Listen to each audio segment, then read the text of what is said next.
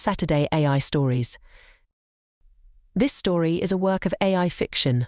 All names, characters, and incidents portrayed in this story are fictitious and do not portray actual people or events. Shadows by the lake. In the suffocating heat of an August afternoon, when the air itself seemed to stagnate and the sun glared down with an unrelenting ferocity, the town of Edgewater was a study in stillness.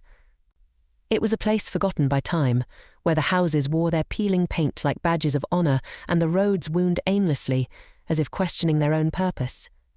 At the heart of Edgewater was the lake, a vast, slumbering beast whose waters held the town's secrets in their murky depths. Among the languid rhythms of Edgewater lived Maggie, a woman whose presence was as unassuming as the faded wallpaper adorning her living room walls. Widowed young and left to wander the empty corridors of her life alone, Maggie had become a shadow in her own home, moving silently from room to room, her existence marked by the soft ticking of the grandfather clock in the hallway. Maggie's days were punctuated by her solitary walks along the lake, a ritual she observed with the devotion of a pilgrim. It was on one of these walks, as the sun began its descent, painting the sky in strokes of orange and pink, that she first saw the girl. She was sitting by the water's edge, her legs dangling over the side of the pier, her laughter carried across the water like a melody. Day after day, Maggie found herself drawn to the girl by the lake. She learned her name was Ava, a creature of light and air, with eyes that sparkled with unspoken stories. In Ava's presence, Maggie felt something awaken within her. A flicker of curiosity, the stirrings of a bond forged in the quiet moments they shared by the water. As summer waned, giving way to the crispness of autumn, Ava began to share snippets of her life with Maggie.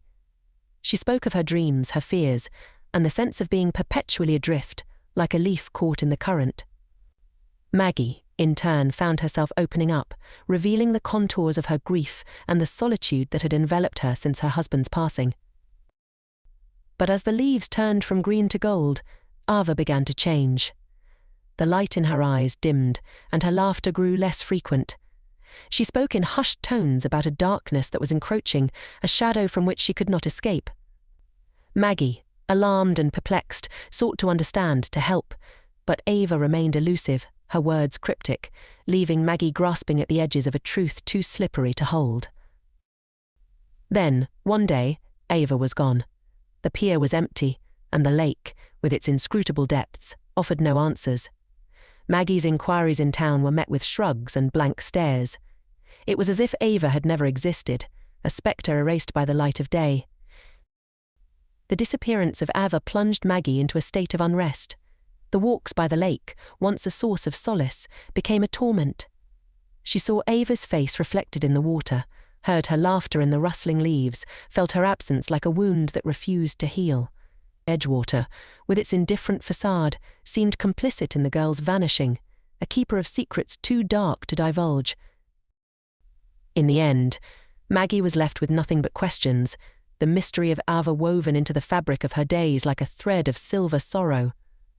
She understood then, with a clarity that brought no comfort, that some shadows, once cast, stretch out beyond our reach, indelible marks upon the water's surface, whispers of what might have been. And so the town of Edgewater remained, a place of stillness and shadows, where the lake held its secrets close, and Maggie, forever changed by the girl who had come and gone like a summer storm, continued her solitary vigils by the water, a sentinel of memory in a world eager to forget. The end.